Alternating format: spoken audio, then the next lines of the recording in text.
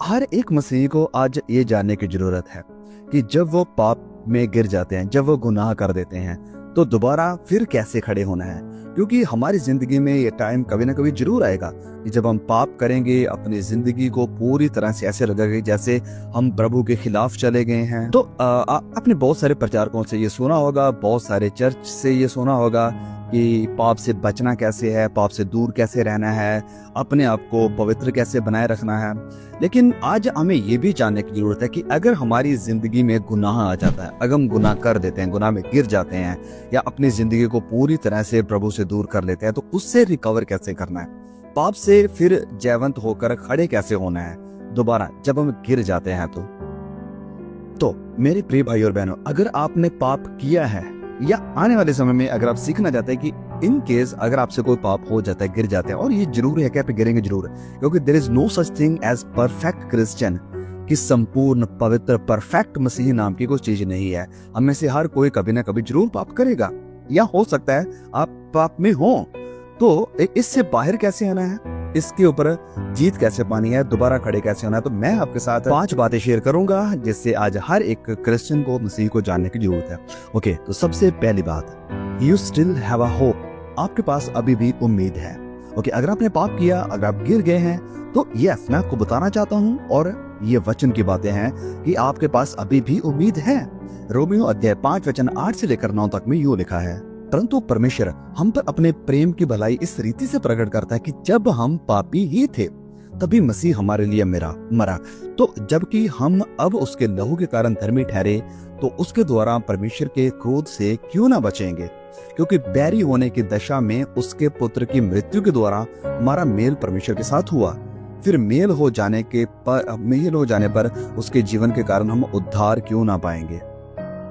तो यहाँ इस वचन में संत पौलुस कह रहे हैं कि हाँ, भले ही लोग पापी थे, गुनहगार थे, लेकिन फिर भी परमेश्वर ने उनसे प्यार किया और मसीह यीशु उनके लिए मरे। और फिर इसी पैसेज में संत पौलुस ये भी बात कर रहे हैं कि मसीह यीशु के लहू के द्वारा जो विश्वासी हैं, जो लोग हैं, वो धर्मी ठहराए गए हैं। तो कई बार ऐसा हो सकता है या होता है कि जब हम पाप कर देते हैं, गुनाह में गिर जाते हैं, जब हम पूरी तरह से बिगड़ी हुई जिंदगी गुजारना शुरू कर देते हैं, तो कई बार ऐसा होता है कि या तो हम फिर लगातार ये पाप भरी जिंदगी में ही जिंदगी गुजारते रहेंगे, या फिर हम प्रभु के पास वापस जाना नहीं चाहेंगे बिकॉज ऑफ द गिल्ट, क्योंकि हमें अंदर से शर्मिंदगी महसूस होती है और लगता है कि अब हम कैसे खुदा के पास वापस जाएं, कैसे दोबारा बार बार माफी मांगे। लेकिन क्या ऐसा होना चाहिए? तो सुने मेरे भाइयों बहनों, भले ही हमारी गलतियां, हमारे पाप, हमारे गुनाह हमें प्रभु से दूर करते हैं, यस, इनका नतीजा है कि वो हमें प्रभु के प्यार से दूर कर देते हैं, उसकी उपस्थिति से दूर करते हैं, लेकिन फिर भी इसकी बजाय परमेश्वर अब भी आपसे प्यार करते हैं, और अब भी प्रभु यीशु का लहू आपको माफ करने के लिए और आपको पाक यानी शुद्ध पवित्र करने के लिए अवेलेबल है। आप अभी भी पवित्र लहू की छाया में उसी यीशु के पास आ सकते हैं। इंग्लिश में ये एक कोटेशन है, that God loves me the same on my best day and on my worst day, कि परमेश्वर का प्यार वैसा ही बना रहता है जैसा मेरे अच्छे दिनों में था और जैसा मेरी बुराई में है। परमेश्वर का प्यार कभी बदलता नहीं है, क्योंकि अगर मेरा, आपका या हमारा उद्धार हुआ है, तो वो इस कारण नहीं हुआ है कि हाँ, हम शुद्ध थे, पवित्र थे, होली थे, हमारी जिंदगी में कोई पाप नहीं था, इस कारण हमारा उद्धार नहीं हुआ है। हमारा उद्धार हुआ है मसीह यीशु के क्रूस के ऊपर जाने के द्वारा, उसके लहू बहाने के द्वारा और उसके मुर्दों में से जिंदा हो जाने के द्वारा। रोमियो अध्याय 3 वचन 23 में लिखा है कि हम सब पापी हैं, सबने पाप किया है, सारे हम गुनहगार हैं। तो इस कारण मेरे प्रिय भाई और बहनों, अब इसी वक्त परमेश्वर चाहते हैं कि आप वापस उनके पास आ जाएं, अब दौड़कर उसके पास आएं, क्योंकि वो आपसे अभी भी प्यार करता है और अभी भी वो आपके इंतजार में है कि कब आप उसके पास आएंगे, क्योंकि वो क्षमा करने वाला, दया करने वाला, अनुग्रह करने वाला परमेश्वर है। और ये सारी परमेश्वर की भलाइयां हैं, और परमेश्वर की इन भलाइयों को जानने के बाद हमें क्या करना चाहिए? वचन में कहता है रोमियो 2:4 कि क्या तू उसकी भलाई और सहनशीलता और धीरज रूपी धन को तुच्छ जानता है? ये जो भलाइयां, सहनशीलता, धीरज वो आपके साथ दिखा रहा है, क्या तूने तुच्छ जानता है? और क्या ये नहीं समझता कि परमेश्वर की भलाई तुझे मन फिराव को सिखाती है कि जब तू ये जान गया, जब तुम ये जान गए कि परमेश्वर कितना भला है, वो कितना प्यार करने वाला, वो अभी भी इंतजार करता है आपका, और फिर भी आपको प्यार करता है, वो फिर भी अगर आप गिर गए आपको उठाने के लिए तैयार है। तो ये सारी परमेश्वर की भलाइयां मन फिराव को सिखाती है। इस वचन को पढ़ने के बाद और परमेश्वर के प्यार के बारे में जानने के बाद, क्या अभी भी आप पाप में बने रहना चाहते हैं और उसकी तरफ मुड़ना नहीं चाहते हैं? वेल, तो आपको इन वचनों को देखने की जरूरत है, क्योंकि वो चाहता है कि आप वापस उसके पास आए, पाप में बने ना रहें। आज फैसला करें कि मैं अपने पिता, अपने मसीहा, अपने उद्धारकर्ता के पास वापस लौट जाऊंगा या लौट जाऊंगी। दूसरी बात, और इस बात को हमेशा याद रखें, द बैटल कंटिन्यूस, कि ये जो युद्ध, ये जो संघर्ष, ये जो लड़ाई है, ये चलती रहेगी। इफिसियों अध्याय 6 वचन 13 में यूं लिखा है, इसलिए परमेश्वर के सारे हथियार बांध लो कि तुम पूरे दिन में सामना कर सको और सब कुछ पूरा करके स्थिर रह सको। नाउ इस पैसेज में, इस वचन में संत पौलुस इफिसियों के कलीसियाओं को, इफिसियों के लोगों को कह रहे हैं कि तुम्हें परमेश्वर के ये जितने भी सारे हथियार हैं, इन्हें पहन लेना चाहिए ताकि तुम शैतान और उसकी गतिविधियों का सामना कर सको। नाउ अगर आपने कोई पाप कर दिया और पाप में गिर गए, यस, आप उस युद्ध को हार गए, आपने ये जो बैटल, ये जो लड़ाई थी, आप हार गए। लेकिन मैं आपको याद दिलाना चाहता हूं कि अगर आप अभी भी सांसें ले पा रहे हैं तो आप अभी भी युद्ध में हैं, आप अभी भी लड़ाई में हैं, because the battle continues till you are on this earth. कि जब तक आप इस धरती के ऊपर हैं तो ये जो युद्ध, ये जो लड़ाई है, ये जारी रहेगी, ये चलती रहेगी। तो यस, जैसे मैं कह रहा हूं, अगर आपके अंदर सांसें हैं, अगर आप सांस ले पा रहे हैं और इस वीडियो को सुन पा रहे हैं, देख पा रहे हैं, तो आप अभी भी लड़ाई में हैं, आप अभी भी युद्ध में हैं। और अगर आप परमेश्वर के वचनों को सुन रहे हैं, डिस्पाइट यू हैव सिन्ड और यू आर सिनिंग, कि पाप करने के बावजूद भी अगर आप फिर भी पवित्र वीडियोस को देख रहे हैं, ऐसी वीडियोस को देख रहे हैं जो पवित्रता की बात करती है, जो परमेश्वर के प्यार की बात करती है, जो धार्मिकता की बात करती है, तो यस, आप संघर्ष में हैं, आप लड़ाई में हैं। हाँ, शैतान आपके ऊपर हैवी हो गया, उसने आपको परीक्षाओं में फंसा लिया, लेकिन लड़ाई अभी खत्म नहीं हुई। शैतान आपकी जिंदगी से इससे भी कुछ ज्यादा चाहता है, वो अभी भी चाहता है, और इस युद्ध में वो लगातार लगा हुआ है ताकि वो चुराए, वो मार डाले और वो विनाश कर दे। तो अगर शैतान अपने हमलों को नहीं रोक रहा है तो हमें भी उसके खिलाफ लड़ना रोकना नहीं है, हमें लगातार उसके साथ युद्ध करना है, उसका सामना करना है, जैसे वचन हमें कहता है। तो फैसला आज आपको करना है कि या तो आप ऐसे ही हारे हुए पड़े रहेंगे और लगातार शैतान के हमलों का शिकार होते रहेंगे, या फिर आप खड़े होंगे, पवित्र आत्मा के पवित्र सामर्थ्य को लेंगे, सारे हथियारों को बांधकर इस शैतान के साथ लड़ना शुरू करेंगे, इसका सामना करना शुरू करेंगे। फैसला आज आपको करना है। और जैसे मैं इस वीडियो को बना रहा हूं, तो अगर आपने इस वीडियो को देखा है तो सच में परमेश्वर आपको बचाना चाहता है, आपको पवित्रता की तरफ लेकर जाना चाहता है, लेकिन बहुत सारे लोगों को शैतान रोकेगा कि वो यहां तक ना आ पाए, इस वीडियो के ऊपर क्लिक ना करें, कि वो रोकेगा कि इन सच्चाइयों को वो ना जाने जो आज परमेश्वर का आत्मा आपको सिखाने की कोशिश कर रहा है। ओके, तो ये थी दूसरी बात जो आपको जानना जरूरी है, दैट द बैटल कंटिन्यूस, की ये जो युद्ध लड़ाई है ये लगातार चलती रहेगी। तीसरी बात, कन्फेस योर सिंस, अपने पापों का अंगीकार करें। जब हम पढ़ते हैं पहला यूहन्ना अध्याय 1 और उसके वचन 9 में लिखा है कि यदि हम अपने पापों को मान लें, अगर हम अपने पापों को मान लें तो वह हमारे पापों को क्षमा करने और हमें सारे अधर्म से शुद्ध करने में विश्वास योग्य है वो, और वो धर्मी है। यस, वो वफादार है और वो धर्मी है। तो इस पैसेज में, इस वचन में संत यूहन्ना कलीसियाओं को ये कह रहे हैं कि ओके, अगर आप अपने पापों को मान लेते हो, स्वीकार कर लेते हो कि हाँ मैंने पाप किया है, तो परमेश्वर सबसे पहली बात आपको माफ भी करेगा, दूसरी बात वो आपको साफ भी करेगा, धर्मी ठहराएगा आपको। और ये वचन कह रहा है कि मान लेना, और ये तीसरी बात है जिसके ऊपर हम डिस्कस कर रहे हैं। मानना बहुत जरूरी है, हमें ब्लेम किसी दूसरे के ऊपर नहीं लगाना है। हाँ, शैतान ने आपको गिराया, हाँ शैतान आपके सामने प्रलोभन को लेकर आया, परीक्षाओं को लेकर आया, और आपने फैसला किया उन प्रलोभन के पीछे जाने का, पाप में जाने का, पाप को स्वीकार आपने किया। और इस कारण ये बहुत ही जरूरी है कि पाप की रिस्पॉन्सिबिलिटी हम लें, जब तक हम पाप की रिस्पॉन्सिबिलिटी नहीं लेंगे तब परमेश्वर की तरफ से हमें माफी कभी भी नहीं मिलेगी, because we are not ready to humble ourselves, क्योंकि हम अपने आप को नम्र करना नहीं चाहते हैं। और अदन की वाटिका में यही तो सबसे बड़ी प्रॉब्लम थी कि वो लोग दूसरों के ऊपर ब्लेम लगाते रहे, लेकिन खुद नहीं माना कि हाँ गलती मुझसे हो गई।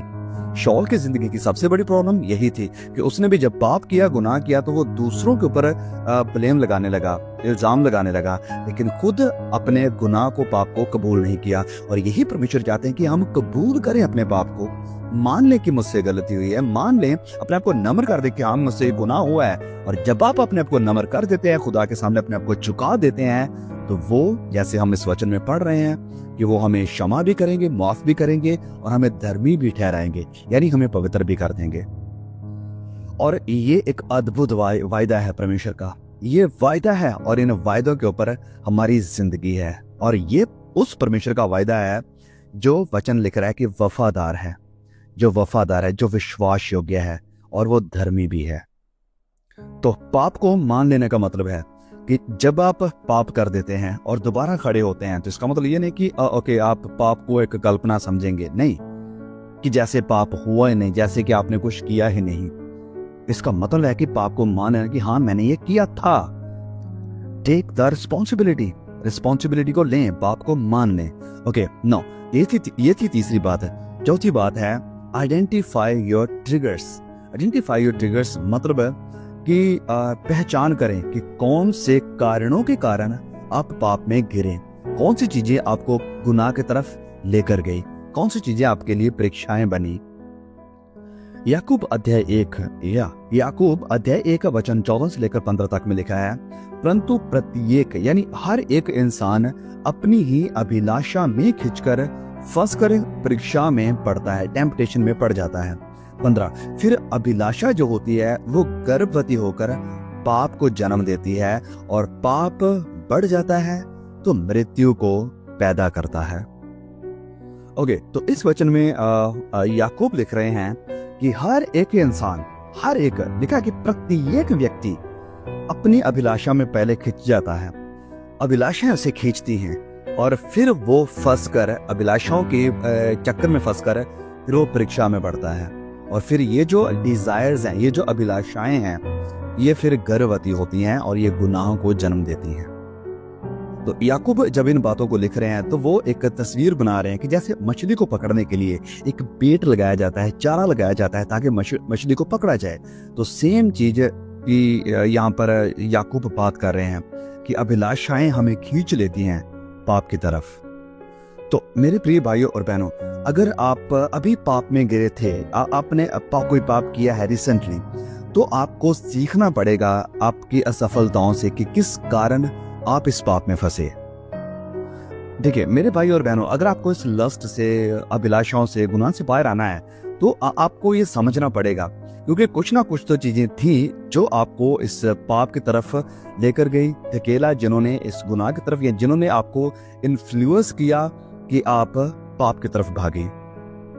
तो जब आप इन ट्रिगर्स को आइडेंटिफाई करते हैं, जब आप पहचानते हैं कि कौन सी चीजें आपको गुनाह की तरफ खींच कर लेकर चली गई, तो आगे आने वाले समय में या फ्यूचर में आप फिर इनसे बचे रहेंगे, इनसे सावधान रहेंगे। तो इसे आसानी से समझने के लिए चलिए मैं आपकी थोड़ी मदद करता हूँ।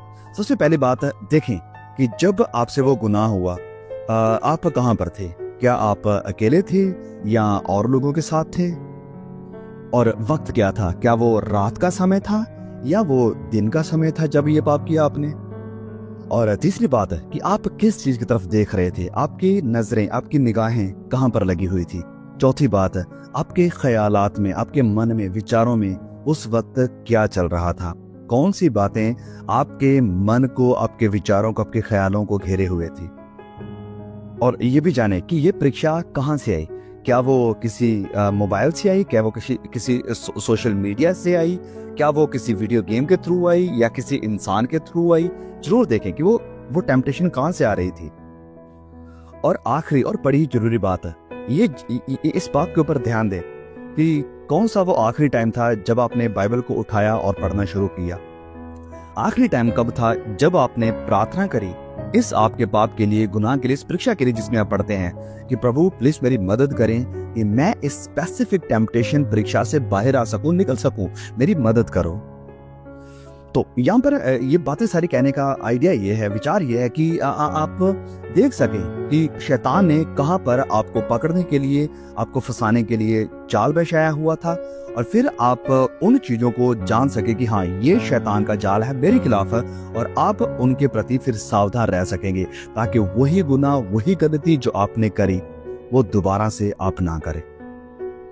ओके, तो ये थी चौथी बात है कि understand the triggers, identify the triggers. ध्यान दें, पहचानें कि कौन सी बातें जब पाप की तरफ आपको खींच कर लेकर जाती हैं। ओके, तो पांचवी बात है, परमेश्वर की सेवा करें, प्रभु के कामों में अपने आप को बिजी रखें, व्यस्त रखें।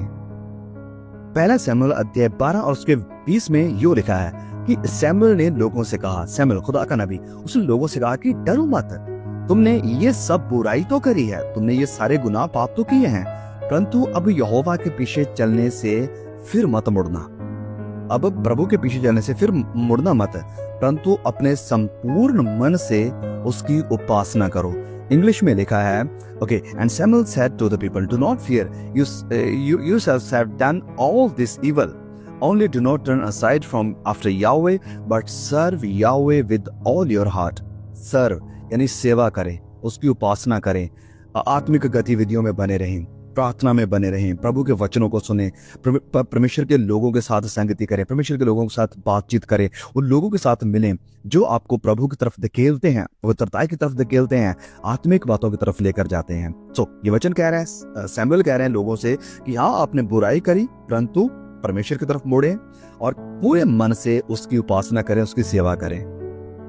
तो मेरे प्रिय भाइयों और बहनों, अगर आपने पाप किया है तो इस बात को समझें, इस बात को जरूरी समझें कि हाँ ये शैतान के हथियार लगातार आपके खिलाफ आएंगे, ये शैतान के हमले लगातार आपको गिराने की और आपको प्रभु से दूर करने की कोशिश करेंगे। ये जो युद्ध है, ये जो लड़ाई है लगातार चलती रहेगी, लेकिन फैसला अभी भी आपके हाथ में है कि या आप गिर जाएंगे, युद्ध को छोड़ देंगे, निराश हो जाएंगे, अपने आप को शैतान के हवाले कर देंगे, उसके हथियारों के, उसके हमलों के हवाले कर देंगे, या फिर अभी भी आपके पास फैसला है कि नहीं, चाहे कुछ भी हो जाए मैं गिरा नहीं रहूंगा, मैं निराश नहीं रहूंगा, मैं दोबारा से उठूंगा, प्रभु की सेवा करूंगा, प्रभु के साथ चलूंगा, उसकी उपासना करूंगा, आत्मिकता में बना रहूंगा, पवित्रताई में बना रहूंगा और शैतान का, उसके हथियारों का, उसके हमलों का सामना करूंगा, आत्मा के सारे हथियार बांधकर।